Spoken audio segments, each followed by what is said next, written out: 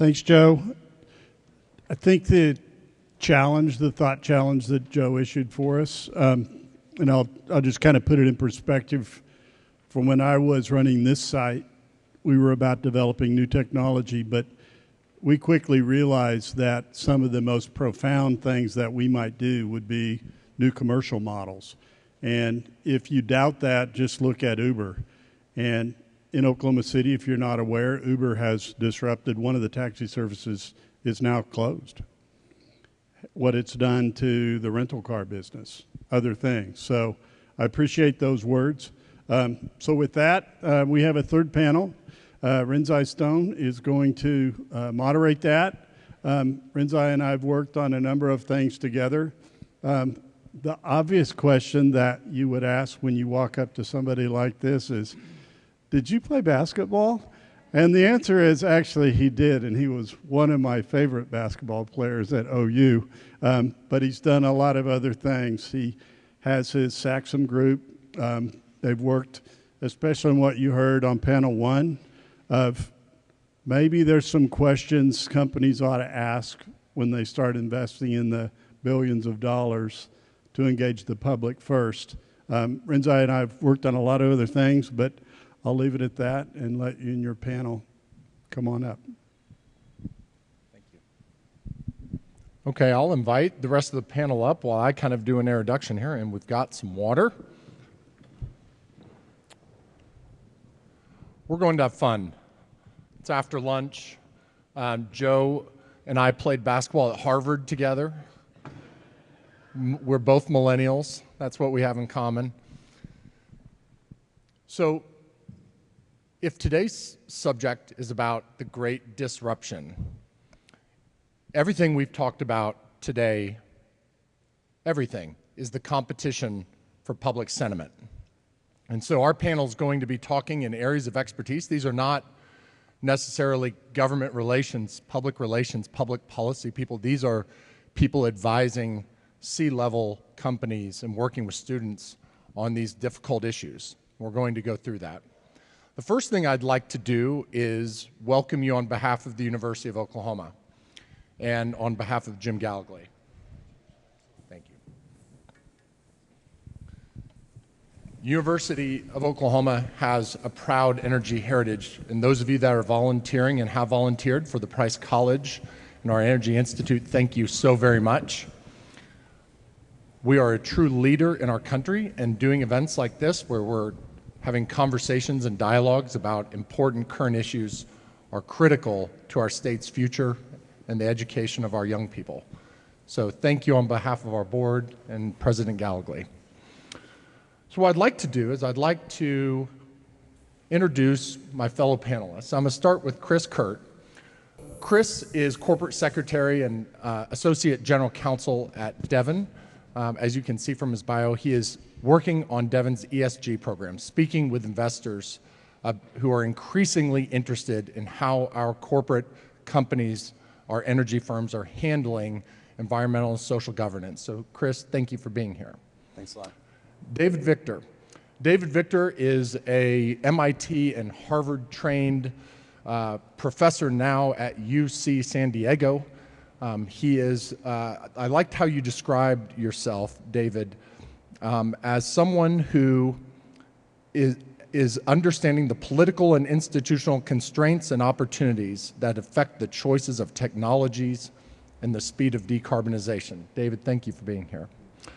Laura Capper, for anybody who is in the energy field, you probably have come across Laura at some point. Her company, Cap Resources, out of Houston, has done work with almost everybody you could think of in the Fortune 500 and energy space, over 600 clients working in all areas of energy, but particularly on water. So Laura, thank you for being here as well. And Mark Brownstein, who has been a panelist at other Mike Ming-inspired events in the past, from the Environmental Defense Fund, who is doing incredible work around methane and around overall environmental policy in our country. Mark, thank you for being here. I've captured some comments.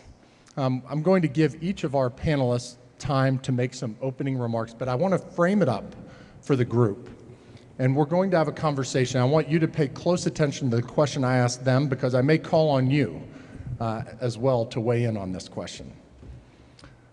These are quotes from today. Emerging energy technology has changed how we think about our business, our clients, and our future. We have a moral problem.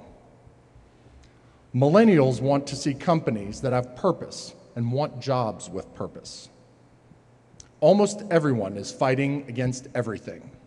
Capital partners need to see this as a risk to project completion and the eventual selling of assets. Energy companies must create a common message. Energy investors are increasingly looking at energy sources as ice cream flavors. The only question is which flavor, how much of it, and at what impact. Our public policy for national security is too focused on oil security. We should be spending our equal or greater time securing renewable supply chain given our goals. We need breakthrough technologies to meet our goals in 2030. I'm a millennial. I've been passionate about purpose my entire life. Half of the carbon output in California comes from transportation. This was not from today. If we upgrade to our transportation in buses and cars, we will have clearer air. We drive cars multiple hours per day. Just think if we reduce just a little bit of carbon coming out of these cars, it would have a huge impact.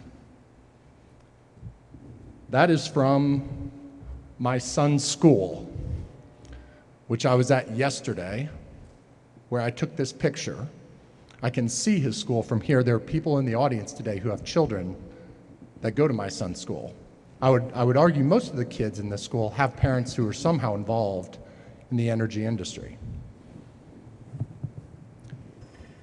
The one on the far right, right here, you can't read it from that far up, but they're all around the Green New Deal. And this one kid's father, I know the kid's father, has made his entire career in oil and gas.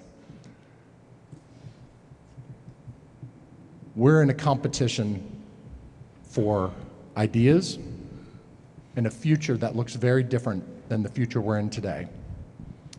And so what I'd challenge my fellow panelists in your opening remarks,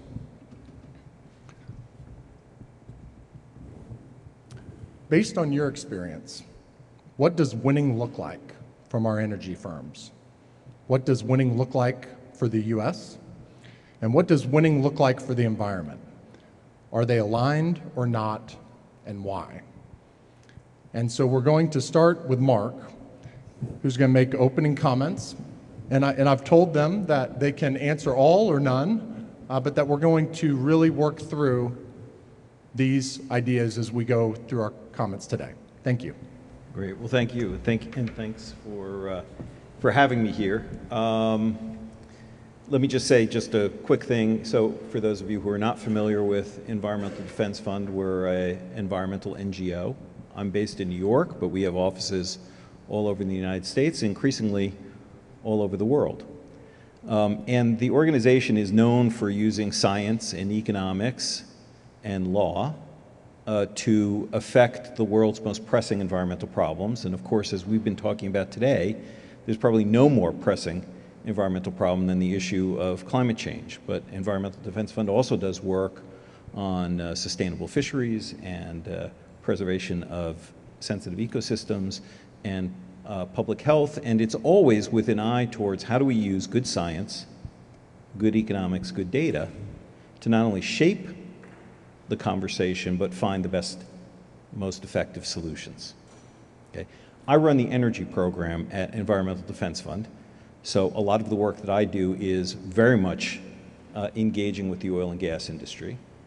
And our goal, frankly, is to work with the oil and gas industry and others to bend the curve on greenhouse gas emissions from the oil and gas industry by 2030, right? So that is, right now they're on an upward trajectory, and we want to see that change and start to go downward, right? For us, the end goal is how do we get to a zero net carbon economy by 2050. And I don't mean just in the United States, I mean in the world, right? How do we get to the point where we are continuing to enjoy the quality of life that we have today here in the United States? How do we get to the point where others in the planet get to enjoy the quality of life that we enjoy? So how do we produce more energy, for sure? But how do we do that in a way that we're able to do that without putting greenhouse gas emissions into the atmosphere? How do we do that while addressing local air pollution problems, which, we had the question earlier about China, is motivating a lot of the developing world to look at clean energy technologies because they have really pressing air pollution problems. And in fact, we continue to have pressing air pollution problems in places like the Port of Houston, right? So how do we deliver on that need to get to a zero carbon economy while addressing local air pollution problems and making sure that we have the kind of energy that we need to enjoy the life that we have, and frankly, for others to be able to enjoy the quality of life that we have, okay? And that's no small thing, and of course, the conversation that we've been having today, is pointing to some of those many challenges.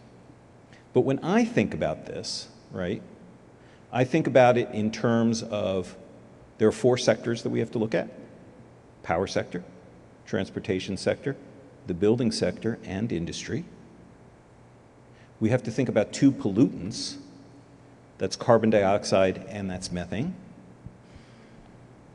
And then we have 2 basic strategies that we can follow to address those 2 pollutants across those 4 sectors. Right. One is do a much better job of capturing emissions so that they don't go into the atmosphere. And that's whether you're talking about carbon dioxide or you're talking about methane. And the other, quite candidly, is using less of the product. When you look at the various analyses that have been done about what it's going to take to get to the kind of low carbon world that I was just talking about, and I don't mean like crazy advocacy type stuff that you get on the internet, I mean things like the International Energy Agency's Sustainable Development Scenario, right? What you see very clearly is that it is a combination of doing a better job of capturing emissions and using less of the product that gets us to where we need to go, okay? It does not mean that we stop using oil and gas, but it does mean that we are going to be using less of it in the future than we are today, or at least what we're projecting into the future. How much less has a lot to do with how successful we are at capturing emissions, which is what is the relevance of the CCUS discussion and, of course, the relevance of methane abatement, which I hope that we'll have an opportunity to talk about in the context of this hour's discussion. Thank you. Thank you. Can you hear me? Not too much feedback? You're doing great. Okay. All righty. My name is Laura Capper. The primary group that we work in, the upstream and midstream company, Cap Resources is kind of a legacy company. The EnergyMakers advisory group is where we do most of our water-related work that we'll be talking about today. And we've had, I guess, the pleasure of being in the water market and trying to understand that since 2007, started really early on. So we evaluated hundreds of treatment technologies. And every year we do kind of an annual review of the state of water consumption in the onshore oil and gas business and just look at those changes over time. And I feel like I'm trying to find the silver lining on this cloud, and there are some. But the water balance is becoming a particular concern. And issues in Oklahoma are different than issues in the Permian, but with as much resource coming out of the Permian, I think it's relevant to discuss that. If you look at the big picture water balances in the Permian, today we have about between 8 and 9 billion barrels per year of produced water coming out of the Permian. Today, out of that roughly 9 billion barrels, we're injecting into EOR wells or injection wells a little over 8.5 billion, maybe 8.75 billion barrels. And what's interesting today is we're under stress. And in this business, everybody knows necessity is the mother of invention. So we've got a lot of cause for invention here. So I mentioned today we're doing a little under 9 billion barrels. Our projections, we've run 9 different growth scenarios for the Permian, show that that number could very easily get up to 16 billion barrels in only 5 years. And the point being, we're already showing stress. These formations that we're using to safely dispose of our water in Oklahoma, the fatigue you're seeing is signs of seismicity. In Texas, to a great degree, we're buffered a bit from that seismicity because we don't have these big overpressured formations that have worked so well in Oklahoma. Our overpressurization might protect us a bit. But what is happening is we're having little pockets of seismicity that create regulatory challenges for all concerned. And then very importantly, at least a third of the injection formations we're injecting into are losing capacity over time. And so what that means is at some point in our future, and these are the types of things we try to figure out, is we're going to be making so much more water than we are able to get rid of in our industry. And if we started recycling, let's say 85% tomorrow, we can probably cut down on that produced water load by about 35%.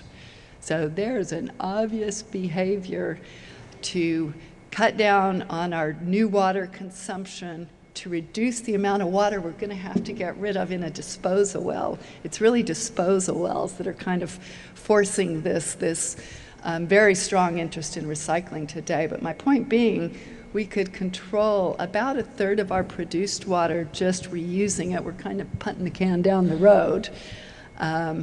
But if not, we're really going to get into somewhat of a crisis condition. And by that, I just mean it's going to have very, very strong impacts on your costs. So kind of what's keeping me alive or awake at night, hopefully awake and alive, is I just see an increasing levels of stress for operators. I think big operators are signing on board pretty quickly with regards to recycling. They might have contiguous acreage. They have enough volumes. They can get through that learning curve and do it economically and efficiently. I don't believe that's the case in today's pricing environments for a lot of small and mid-sized operators. And I see this kind of cost bifurcation moving forward in industry where the big guys are increasingly more and more competitive. Little guys have less economic wherewithal. And so when these resources start changing hands, as happens in our industry, what we're going to find is we're going to have a lot of development assets with insufficient infrastructure to manage the environmental problems around that. Not enough water infrastructure going forward. So that bifurcation is something I think about a lot in what could industry do to incent these smaller players to recycle, which I think is very important. If that's roughly 50% of our market, we literally have to preserve this disposal capacity for its highest application use, which is probably getting rid of really, really saline water, getting rid of the salt, essentially. Keep as much fresh water in the hydrocycle. And if we got ahead of it tomorrow, I think we could overcome it. The problem is only part of our market is really embracing this idea of recycling to preserve these resources. And so I'm a little afraid 2 or 3 years from now, the entire market could pay a price for not keeping an eye on that overall water balance. Thank you. Great, thank you very much. I was a little concerned about your introduction, extolling us as people who work with companies at the sea level, because with global warming, sea level isn't really what it used to be. So all of us are flooding to some degree.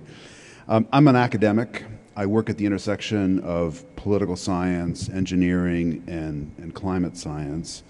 And the theme of this panel here is the competition for public sentiment. So I want to make just 3 initial remarks about what we know about probably in the direction of understanding to a greater degree the unknown unknowns or previously unknown unknowns and the risks of extreme climate change. And I think one of the things that's very interesting is that they're coming up with scenarios that are deeper and deeper cuts in emissions, and meanwhile the markets on their own are not delivering that. So that gap in terms of what does success look like, increasingly from the environmental and climate community, that success looks to be very, very different from what most people think is the normal commercially viable future. Second thing I'll say briefly is, so what does the public think? People often ask, I run a social science laboratory, we do experiments on humans, we try and figure out what they think and why they think. And we have a bunch of ideas as to what they think. We know that public attitudes are sticky and they're risk averse, which is why as a company it's easier to lose a reputation than it is to build one back up. We know people are very good at connecting facts that don't connect, which is why there's this disconnect between public attitudes about climate science and what the underlying facts are. We have a bunch of ideas about what millennials think, including today. I feel like we should have a game called Millennial Bingo, where you have the squares or all your different ideas about what millennials are, and then when you connect the dots, you should yell woke or something, and then you get some kind of a prize. But I think one of the things that we know coming out of the social science in this area that's really important is that humans, this is almost biological, humans overweight the present in the tangible and underweight the future.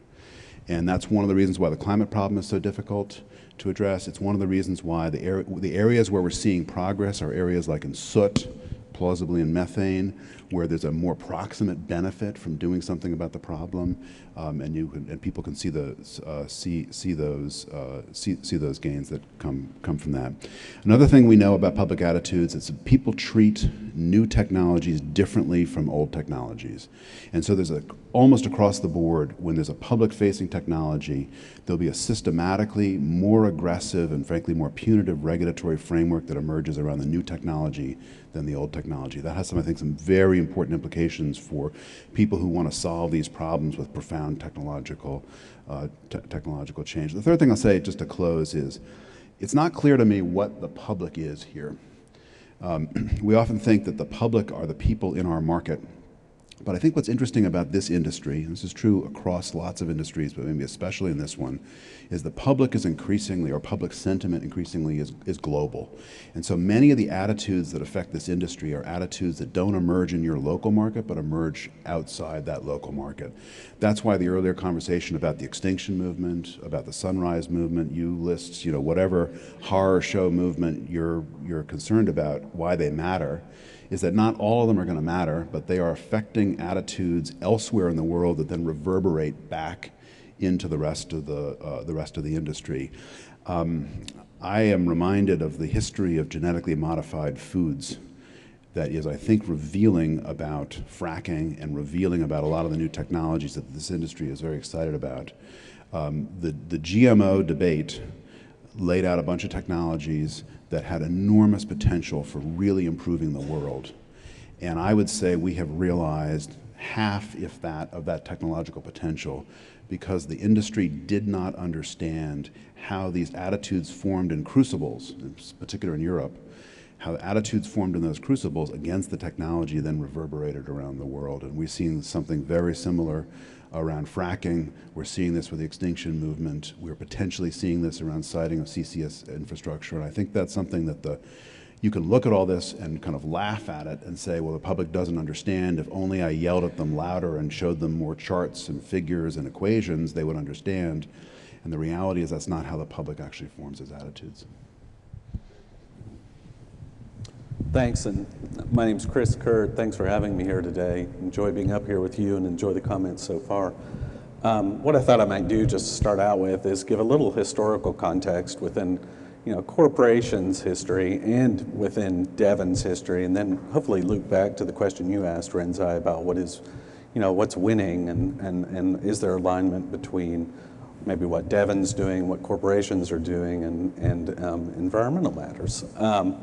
One thing I think about with the historical context to the area I'm working in, which is the ESG world, which that's an acronym for an environmental, social, and governance, is I think back to when I was growing up. When I first became aware of corporations, it was in the 1970s and 1980s. And at that time, really corporations were dealing with four constituents for the most part: board, employees, shareholders, and other stakeholders. And a lot of times decisions that corporations were making weren't necessarily considering the thoughts of shareholders and other stakeholders. And then folks like Carl Icahn and corporate raiders really started grabbing headlines. And for the most part, that was for economic reasons. They didn't think that the board or management were doing what was in the best interests of shareholders, weren't maximizing profits and things like that. And they thought that they had ideas that would lead to greater profits.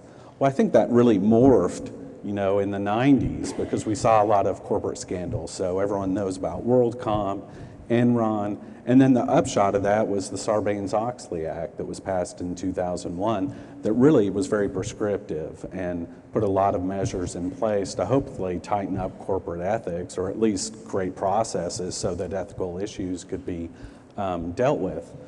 I think that mistrust that was undergirding both that movement in the 1970s and 80s with the corporate raiders, and again in the late 90s with Sarbanes-Oxley and some of the accounting scandals, really undergirds some of the work I'm doing in ESG. So I think beginning in 2006, that was the first time that the term ESG was coined. There was, I think, an undergirding of mistrust and a desire on the part of shareholders and stakeholders to really see more evidence of ethical behavior. And so, you know, I think at Devon, what we recognized as we looked more and more at the emergence of ESG was this is an area for performance. And so what we needed to do was direct more attention to it ourselves, identify it as an emerging issue, direct attention to it, and also recognize it for what it is it's a potential area for us to win. So Devon has a corporate culture that strives to win. So a lot of public companies do that. We're competing both on the bottom line, but what ESG has done and forced us to do is think about other measures of performance. And I think, you know, one of the open-ended questions I think with ESG is where does that lead to in the long run for performance? But I think there's more and more data that reflects a correlation between good environmental, social, and governance practices and long-term performance over the long term. So what we've been doing at Devon, of course, is continuing our emphasis on operational performance, but working into that environmental performance, social performance, and governance performance. And a lot of my colleagues who are out in the audience today have been key players in that. So embedding it within our EHS groups, our corporate groups, to make sure that our people are on the ground are thinking about these new kinds of metrics that we're being judged on.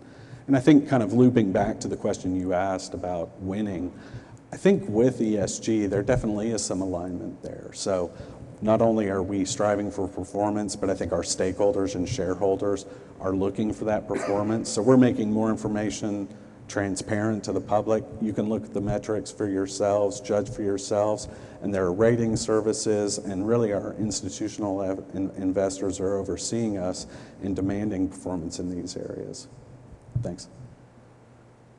So David, you brought up millennials. So what I know about millennials is that they're 22 to 38 years old right now. They make up the majority of the workforce in this country. We know they value purpose, they value transparency, they value career movement at a different level than Gen X or certainly boomers. And so we see these trends over the past 10 years around what we called corporate social responsibility. And these reports were put together to kind of a precursor to ESG. And companies like Devon now, energy firms, are complying with this checklist of things that these stakeholder groups demand. Well, I'd like to ask of each of you, and then give Chris another chance to comment on this. And the question is not necessarily about what Devon is or isn't doing. But the question is, how are these energy firms doing in complying with this new expectation of disclosure? How are we doing both on the E&P side? How are we doing in the midstream side? How are we doing in the with multinationals? How are we doing in our financial firms that are looking at these, and give some context around this. And then I'd love for you to react to what you heard from them and talk about what you're hearing from your colleagues as you're progressing. And we'll start here with Mark. Sure. Well, and let me also say, the other thing that I've learned from working with millennials is they also greatly value diversity. We had the privilege of having dinner last night with a number of University of Oklahoma students, and there was one young fellow who said that one of the reasons why he was really energized to be in the oil and gas business is because it is giving him an opportunity to interact with so many different cultures around the world, because increasingly, of course, the oil and gas industry is a global industry. So he's, spending time in West Africa, and he's spending time in Latin America, and he was talking about the value of that and the value of the fact that he's got a student body, in the engineering school that reflects that.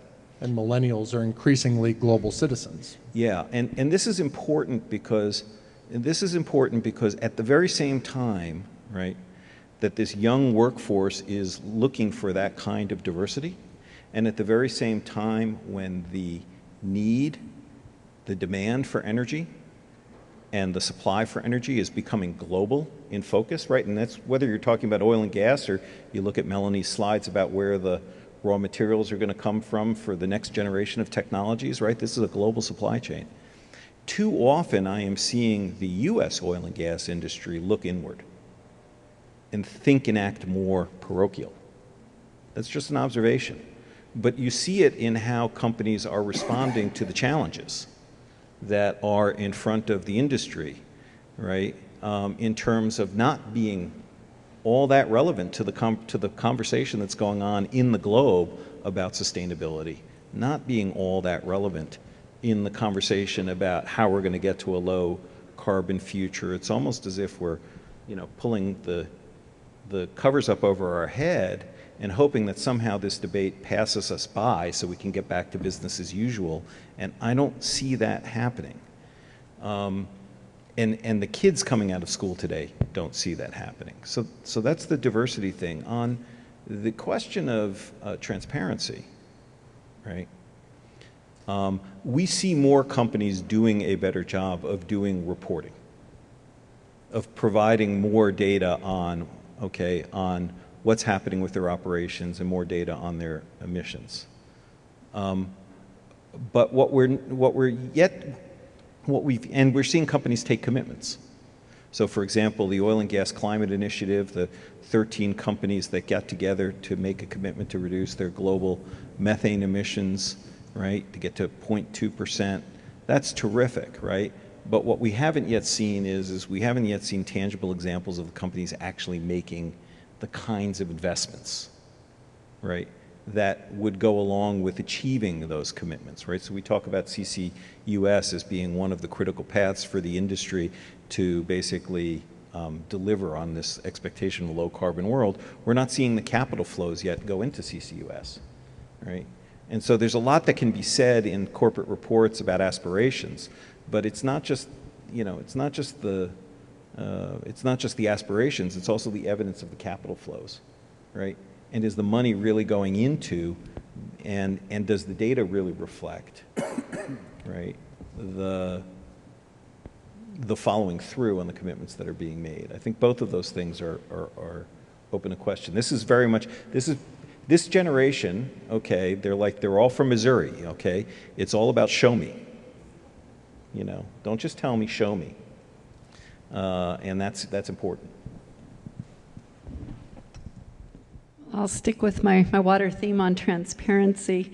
And, I would say if I was giving us all a big grade on transparency with regards to our water consumption, I'd give the state regulators probably a healthy C, and I'd give our industry probably a healthy C. And in part of it, it's as simple as our accounting systems. And I think the good news, I said I was looking for a silver lining in all this. The good news, these constraints with disposal systems are forcing recycling. Recycling, you know, in the past, you always had to make a debate, do I do the cheap thing or do I do the environmental thing? And we always kind of assumed the environmental answer was going to cost more. Well, I can show you what I believe is pretty compelling data in water, that if you do the right thing now, it's actually going to cost you a lot less in the long haul. In fact, I think depending on how we behave today versus from 5 years from now, it can make a 50% difference in our water bill. So the nice thing is, I'm finally starting to see some alignment in protection of resources and a better economic output. But for oil companies, what you've got to do is break down those barriers between your production and your completion groups. Because as long as you're keeping all these budgets siloed, you're not really rolling up your true costs and expenses related to water. So Mark maybe suggested a parochial approach by traditional energy firms of possibly pulling back and waiting for the moment to pass. You graded out a C as it relates to water. Is it your belief that there's a retreat, or is it just a slow adoption, or something altogether different? No, I really feel like we've finally hit that thing I've been looking for 10 years, which we're on the cusp of really accelerating on recycling. Not for the reasons I thought. If you'd asked me 10 years ago, I would have said, well, hopefully we're saving our freshwater resources and just trying to use less fresh water. That is not what is, in my opinion, driving our business at all. What's driving our business is our lack of disposal capacity. And it turns out that minimizing those volumes, recycling is one very obvious way to minimize your disposed volumes. So when I talk about our grade, it's really related more to these isolated budgets that don't let a production guy get some benefit from getting rid of his fluids, giving it to a completion guy is clearly one big issue that I think if people sized up their full budget, they would move more expediently, you know, towards a greener solution there. But it is happening, I would say, very, very aggressively now, finally, but it's selective. You know, a big operator makes their play in one field, we don't discuss what's going on in the other 8 fields. So we really need it to be transparent across all of our production. Very good. David, what do you think? I just want to push back on the millennials thing. I'm an academic, and so I'm in the disagreeing business. You know, one of the reasons why people don't know what academics think about anything is that nobody makes advances in academia by agreeing with everybody else. You always make advances by being disagreeable, which probably is an important insight into our mindset. But I just want to underscore how little we actually know about what we often attribute to millennial attitudes. This is, to some degree, a big selection effect. You have people earlier in their careers who are trying to figure out how to make careers, contrasting that with our opinion data on people later in their careers who are in a different point of life and so on. I think there's a much bigger signal in society right now that's affecting these attitudes. One of them is polarization. And there's a lot of political science around why we have such a polarized political system. Some of this is income inequality, a bunch of other things going on. The other thing that's happening is that public trust in institutions across the board, science, churches, the police, the military, kind of everywhere, public trust is going down. And so some of what we're observing in people trying to figure out how to, you know, make good in their own careers is a compensation for this, trying to connect the dots in a world that's a much more turbulent world than it used to be. You asked specifically how well are the companies doing in terms of reporting and transparency and so on. I think I agree with Mark. I think they're generally doing fine. Maybe I give them a C. C is a very bad grade these days. Like B- is a failing grade. So C is, nobody gets a C anymore. So I'm not sure what grade to give them, but I think they're generally doing fine. There's a big difference between big companies and small companies. I think that's really, really important for this industry to pay attention to, because that difference extends across the board, and the more you move from procedural stuff to hard stuff, the difference becomes larger. Why does it matter? It's very instructive to look at the nuclear industry. I sit on the board of advisory board of INPO, which is the organization set up after 3 Mile Island to oversee the operations of all the U.S. commercial reactors. So we do every 2 years, and then every 6 weeks we update it, an in-depth analysis of how well every reactor in the country is operating. Why does it exist?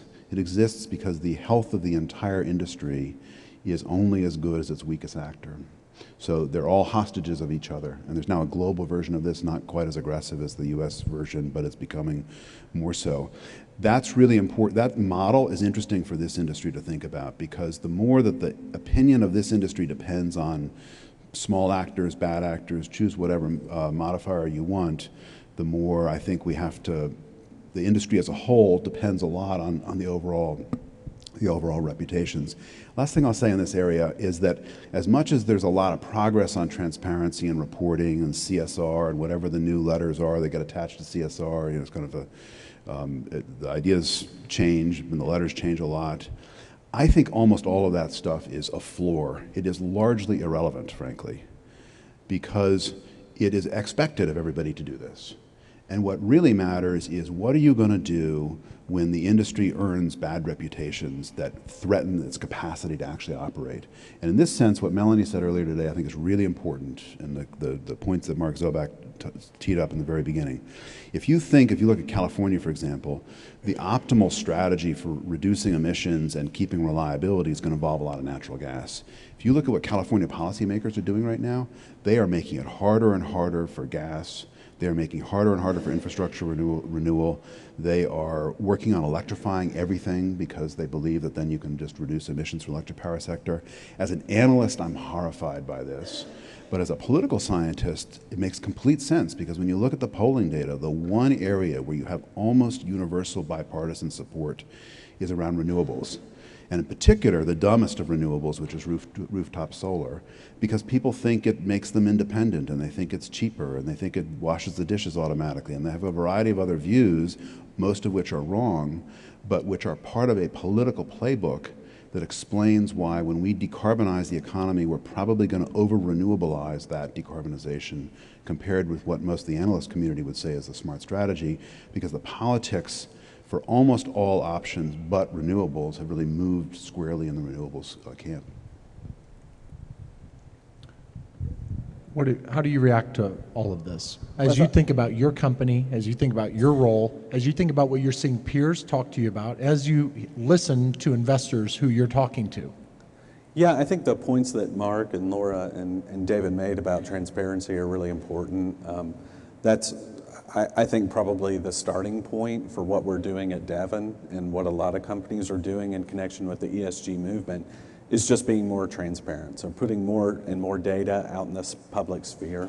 And there are some companies that still aren't doing that, but I think, the reality is, I think they're going to be dragged into it one way or the other. I think that the ESG reality in part reflects the fact that investment capital's making decisions on where to allocate money based on ESG performance. And something we've seen, and something I've seen as I've gone out and engaged with investors, is there's a range of ways investors are using this information. So some investors, it's sort of like a gating item. They just check the box, you've disclosed this information.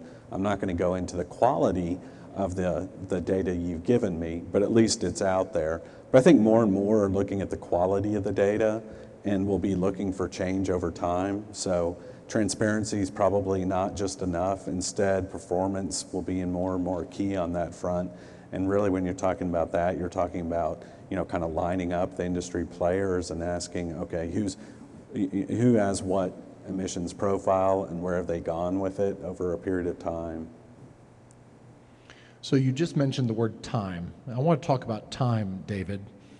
When it comes to disruption, what are the rates of change time-wise we should be prepared as a society to accept?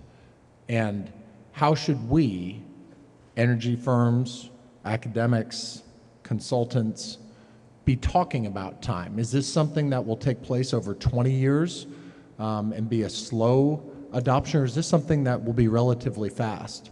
Is this a horse and buggy era or not? So a lot there. Let me just focus in on what I think are the interesting time constants here. And I think this is an area where this industry's got to be better organized and help people understand the reality of the industry. The public attitudes in this area are plausibly already changing very, very quickly. And they're changing in almost like great gay marriage speeds. You know, there's a lot of reasons why public attitudes about gay marriage change as quickly as they did, but especially with the kind of velocity of social media, the ease of political organization, polarization that actually amplifies views out on the wings in both directions, that you should expect attitudes in this area are going to change very quickly. And you know, one interesting barometer of this is CERAWeek. So I go every year, and CERAWeek is not normally considered the greenest activity on the planet. And this year, it was unbelievable how many sessions were discussing climate change. There was Mike Pompeo gave a talk, and then Bob Dudley gave a talk, and they were both in theory talking about the same planet. As far as I could tell, they were talking about different planets. And what Bob Dudley talked about, which frankly resonated more with the audience, was about the need for the industry to get serious about climate, you know, on and on and on. So I think that's happening. It's now changing very, very quickly. But the change in the sentiment and then the change in the infrastructure is where the disconnect is. And that's where the industry really needs to help people understand the points that were made earlier today about reliability, about how quickly you can move to systems, about the role of reliable, flexible baseload generating resources and so on. Because in a system where the attitudes change quickly but the infrastructure changes slowly, the gap between the two is going to become more transparent and a bigger risk, I think, for the industry. Go a little deeper there. The gap between changes in attitudes and availability and investment in infrastructure that has to last for a long time. Talk about that. How does that work for this society? Well, what happens is that steel on the ground trumps. So, sorry, steel on the ground dominates. All of these things that used to be fun to talk about that are somehow the last 2 years have made them less fun to talk about. Steel on the ground is going to dominate. And so I think one of the things we do in the group that I run is we build models that allow us to estimate the rates of decarbonization in different sectors of the economy, where we add politics, public attitudes, life. And what you tend to see in these models is that decarbonization happens slower, and it happens at a higher cost than compared with most of our optimal scenarios. And I think that's the world we're headed into. And I mention that for two reasons. One is because it's going to create a growing sense of foment that the industry is not doing its job. I mean, just yesterday, I think it was, a former colleague of mine, as a lawyer working heavily in the climate negotiations, was arrested after supergluing herself to the pavement in front of the Shell building in London during the annual meeting. And so when you see someone who's otherwise a reasonable, rational person supergluing themselves to the pavement, which is a very painful, the supergluing part is not painful, but the removal part is very painful, that tells you that this is, you know, this is the extinction idea. The other reason this really matters is because the climate science community has been laying out a set of scenarios for stopping warming at 2 degrees or 1.5 degrees and so on. It's very hard for me to escape the conclusion that we are going to blow through those numbers. I mean, it's unbelievable what's happening. Just the rate of warming has accelerated. I was part of a paper in Nature in early December about how the rate of warming has actually accelerated faster than the IPCC predicted in its last report. And then when you add all these political realities in there, what you're going to see is communities needing to grapple with climate impacts that are unlike anything they've grappled with before. So, real life example, the Constitution Pipeline, Williams Pipeline in New York, going out to Long Island, $8 billion of infrastructure in an urban area, delayed, maybe heading for cancellation, major customers already committed, ready to spend the money. Attitudes have clearly already changed. Yet, there's an economic need and maybe a fundamental need for heating and something to cook with that's not going to be delivered, or it's going to be delivered way too late. And some people believe that there are plenty of viable alternatives, and others believe it's just ideologically reprehensible that you would put that steel in the ground. So for Mark and for Chris, how do we justify, how do we wait to catch up? And what's your take on situations, real life examples like this? This is in your neighborhood. Yeah, no, it is, and it's just one of a number of examples, right? I mean, what's bedeviling the ability to build new infrastructure, right, is first of all the public's expectation that we are going to do something to address climate change, and we are going to do something to deliver on expectations of environmental quality, and they're not at all confident that the processes that are in place to review these pieces of infrastructure have adequately reflected either, right? And this, to some extent, the industry is the victim of its own success, because for many years the industry writ large worked very hard to delay, forestall the development of national climate policy. And so in the absence of a framework, a national policy framework that says here's the boundaries of what is and isn't acceptable, here are the, industry is left to fend for itself, and the individual states are left to fend for themselves, and so they do. And so in the state of New York right now, you have very clear policy signals that the state wants to move towards decarbonization of the power sector, complete decarbonization of the power sector, and is willing even to subsidize existing nuclear plants to achieve that goal. And has also made some pretty aggressive statements about electrification of energy end use in the building sector.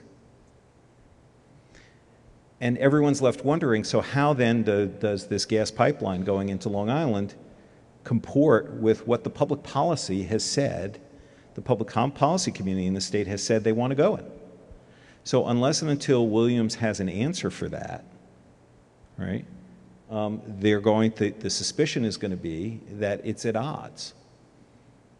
And by the way, this is exactly what we've said to Williams, so I'm not telling you anything that I haven't said to them directly, all right? Now, that's the first thing. The second thing is on the financial side of the equation, right? Even today, we talked about the importance of natural gas in firming up renewables. And for a period of time, I think that continues to be true. Okay? The question is how long? Okay? One thing that we know is that innovation in the energy space is not linear, it's discontinuous, and it can be sudden. You guys know that better than anybody because that's what the shale revolution was. Okay, but I could also point to the evolution of battery technology. I could also point to the evolution of wind, and particularly what's going on now with offshore wind. It's unbelievable. Okay, so there's nothing that says that simply because we can't imagine today how to firm up renewables without natural gas means that in 10 or 15 years we won't have that answer. So going and financing new kit on the basis of a 30 or 40-year amortization schedule, right, to my mind is not economically rational. Right? So if you can justify building new pipe on a 10 or 15-year amortization, I think you're in pretty good shape, and you probably have a pretty good argument to make both to the FERC and the State Public Service Commission that it's a good bet. But if you need 20 years or 30 years to build infrastructure, okay, increasingly we're in a world where I'm not so sure that that's economically rational and that regulators should be approving that kind of infrastructure. And I'm not so sure that Williams has made that case yet either. Chris, for a moment, Alan Armstrong has recruited you over to Williams, and you're now their corporate secretary. And your CEO has said, we have spent millions and millions and millions of dollars. And it's not our fault that regulators have told us, have been all over the place on what they want from us. And these legitimate concerns are coming from the public. Is it ever good enough? Is it something you just keep plowing along with until you figure it out? Do you pull out altogether? Or how do you think in your firm, you're now at Williams, not Devon, but as you're thinking about this inside the corporate culture, and you listen to Mark, who's made very good arguments, how do you react to that? Yeah, I guess first off, we're not handing out super glue at our annual meeting this year, that's for sure. Yeah, we'll be searching at the door for super glue. Anyway, I think that, I mean, good points. One thing we went through in connection with our kind of upswing in ESG attention was we started engaging with our investors on climate change. And so we'd gotten a climate change assessment report request from a stockholder for 6 years running. And so that started in 2013, kept getting it. And then we just decided last year, look, in light of our desire for engagement, let's sit down, see if we can reach an agreement with this stockholder and issue a report this year.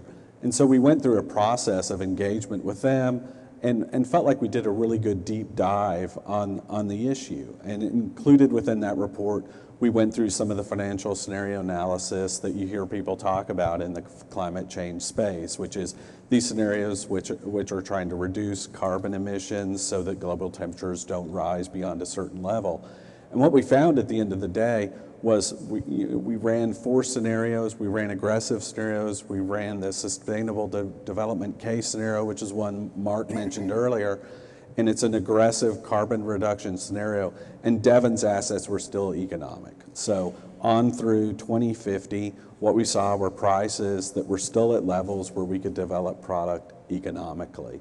And so that in part reflected to me a reality that we're not just going to be able to flip a switch to transition to different forms of energy for that. And then you getting back into the hearts and minds argument related to this whole issue, which is, there's some real costs and benefits that have to be weighed in connection with any energy source. Of course, oil and gas, to maybe beat a dead horse on what it's brought to the world, the benefits of what it's brought is, a high standard of living, a high quality of life with plentiful food, the ability to warm homes and cool homes in the summer and things like that. And so I don't know if that works, though, under the scenario you described. I mean, Devon's gone through a similar scenario with Keystone Pipeline. Of course, it was a pipeline that Devon certainly wanted to move production that we have up north in Canada. And it's been a long, hard battle, and it's never reached the finish line either. So, yeah, there are some real issues to that. Thank you. David, do you want to say something? I just want to comment briefly on the Williams case. I think these situations are going to become more common. But folks need to have a different approach to them. If you're having a hard time citing conventional gas pipeline, then you need to think about making the case for the gas infrastructure as part of renewables integration, and then doing things that couple the infrastructure to lower carbon, like hydrogen injection. It's indicative that almost identical issues arose when the Sunrise Power Link was being built from the deserts in east of San Diego, the last really big transmission line to be built in California. Those days are over, maybe. And that deal was, even though it was bringing in renewable power, was hard to put together until commitments were made that provided guarantees that were essential for the public engagement to show how this was actually going to bring in more renewable power. So it just is not political rocket science to give advice to Williams as to how to not necessarily fix the problem, but raise the probability of this project being successful. Thank you. So, Laura, I don't know, it's probably been 10 years now, the documentary Gasland comes out. And we see water that's lit on fire in West Virginia. And I know all the problems with the documentary and the problems with how that was, maybe staged. But water, there's so many, water isn't equal. You have frack water, you have salinated water, you have produced water, you have water that you inject, you have water that you move. Water, obviously, key to life. How should we be thinking as a society and as energy firms about water over the next 10 years? Great, and talk about an opportunity to reinvent ourselves.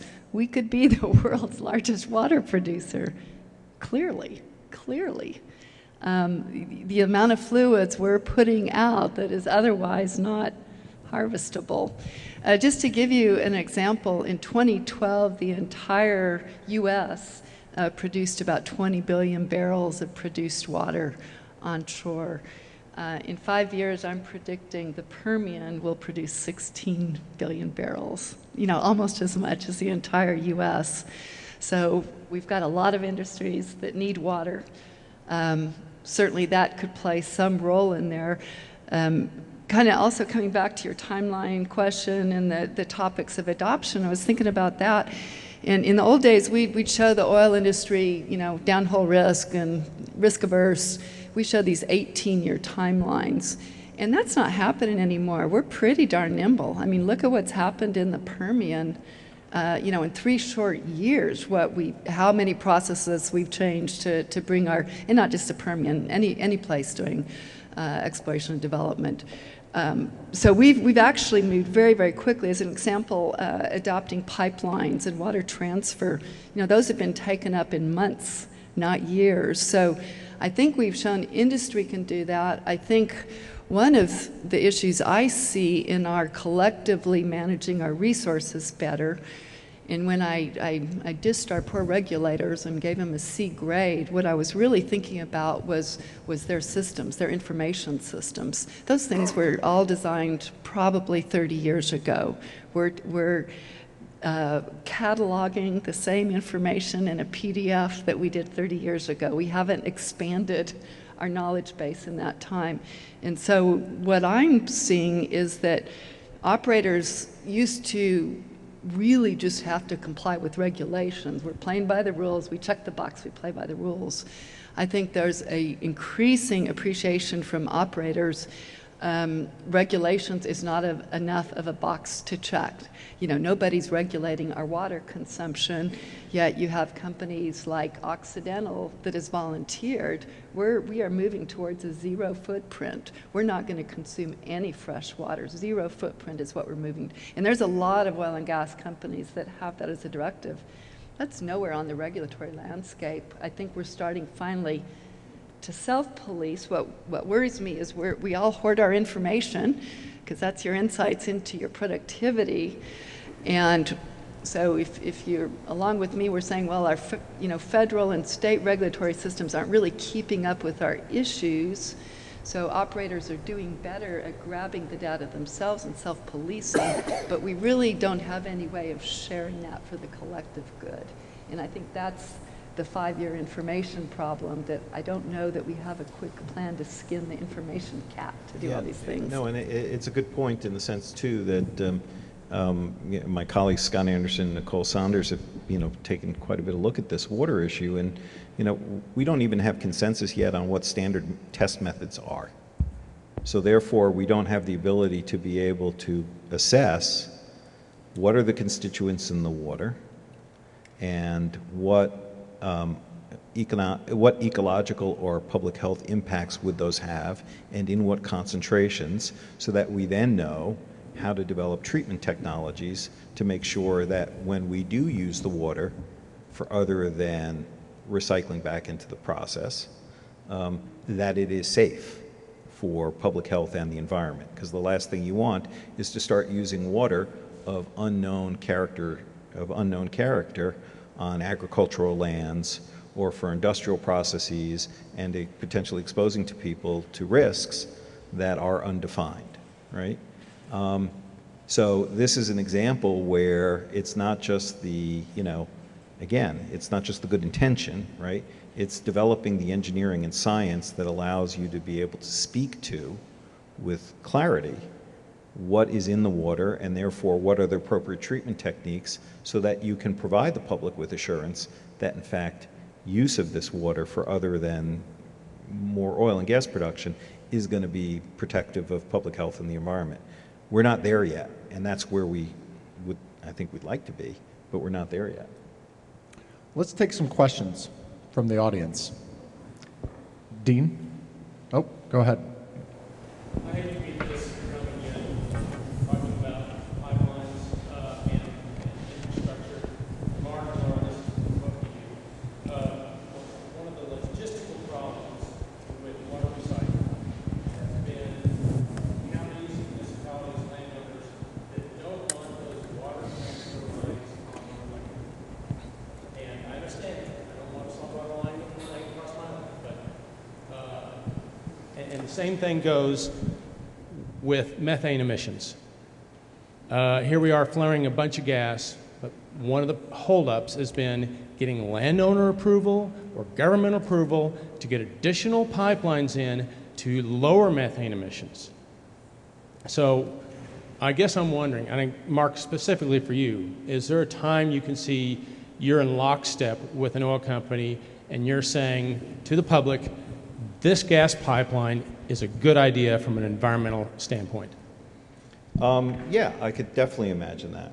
I could definitely, and we've talked about the fact that, for example, putting more, as it stands now, putting more gas capacity into New York City would make a difference not only to New York City supply, but to the price spikes that we've seen in New England, because in fact the price spikes that we've seen in New England to some extent have been generated by demand in New York, right?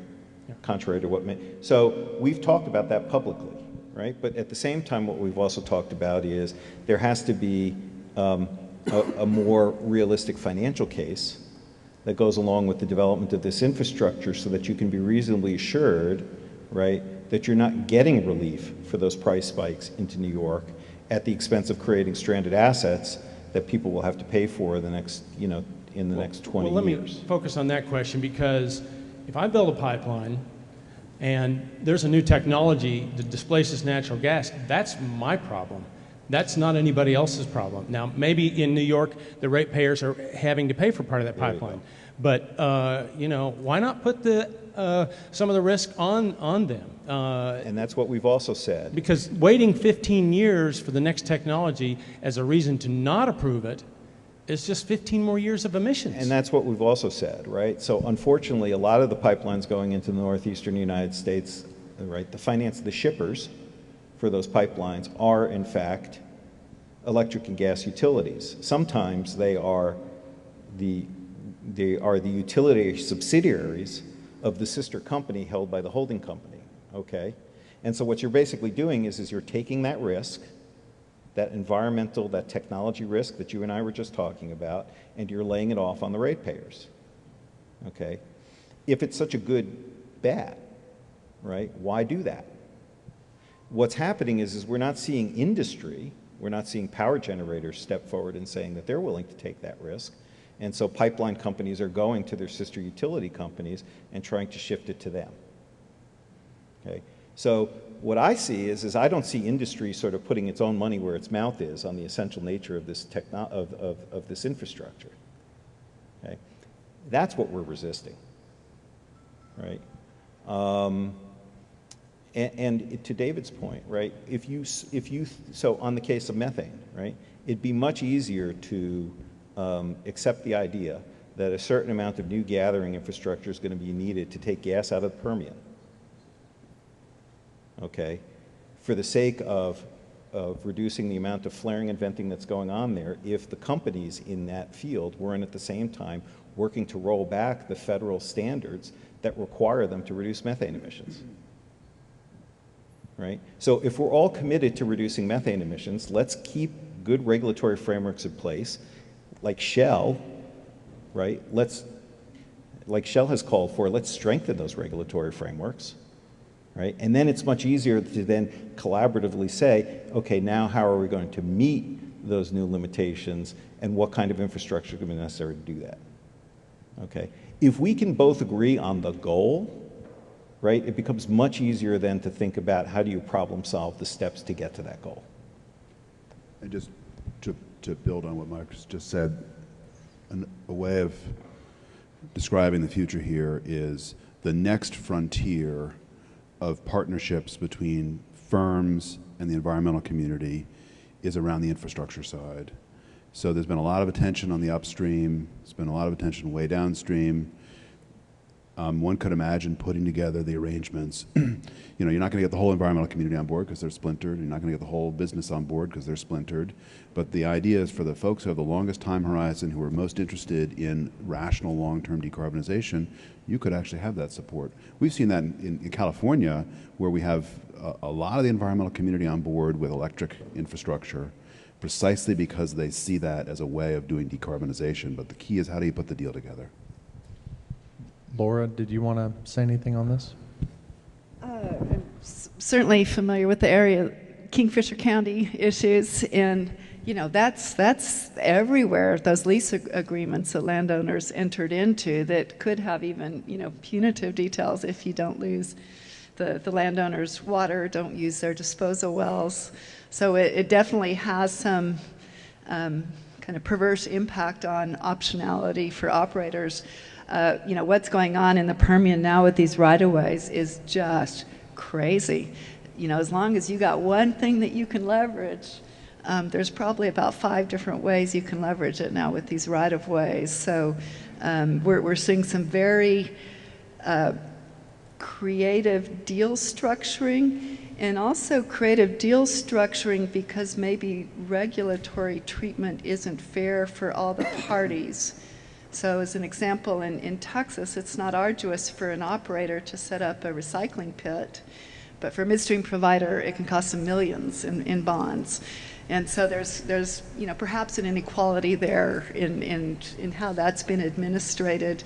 So it kind of makes also for strange bedfellows, how do we work cooperatively to overcome some of these things? Because in many cases, regulations are impeding the reuse of produced water, and it's because usually it's foggy regulations.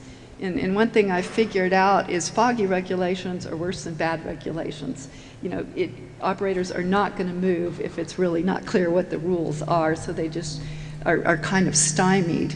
And many places in their zeal for making sure accidents and leaks don't happen make it almost impossible to set up a storage pond where you could actually recycle and hold fluid. So there's many improvements I think that could be done to eliminate kind of obscurity from our regulations that could make it easier to logistically handle the water. I'm going to take a final question. I'd love for any of our students here, one final question. If you're a student here, there. I am a student. Great, perfect. Last question. I'm a student in the professional MBA program. I'm also an energy professional, so I have 2 sides to this question.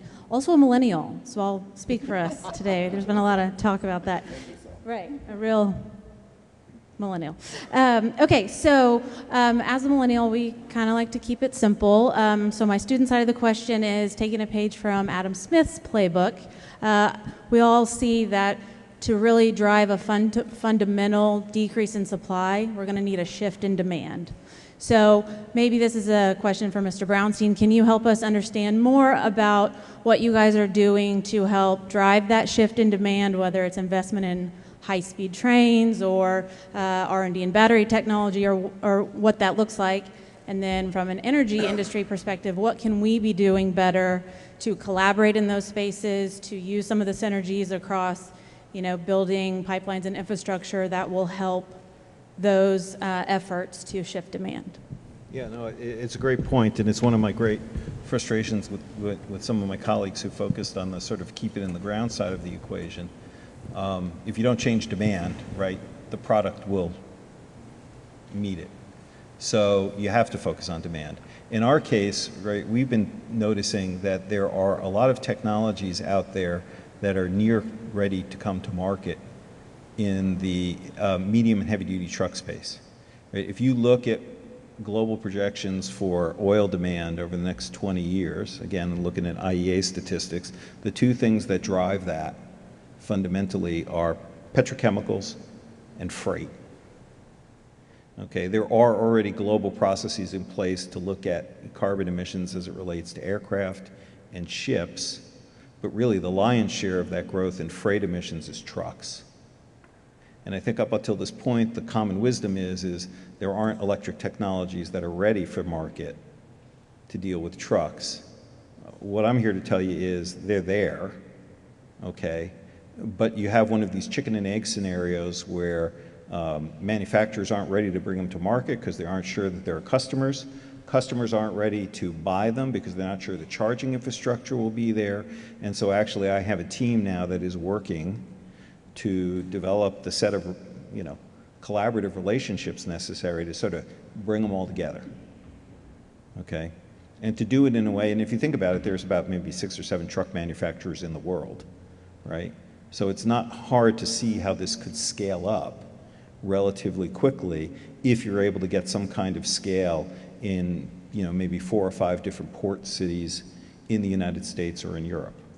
That's how we're thinking about this. Very quick, I just want to, there's a lot in Adam Smith, but not everything in Adam Smith. And I think one of the open questions right now is whether we think about this problem as a demand problem, so basically remove demand for fossil fuels, or whether we think about this as an externality problem. If we think about this as an externality problem where the use of conventional fossil fuels is what's causing the pollutant, then it's actually quite possible that demand will go up.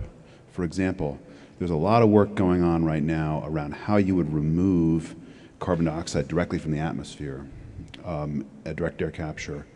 Very interesting, very expensive, very, very energy intensive.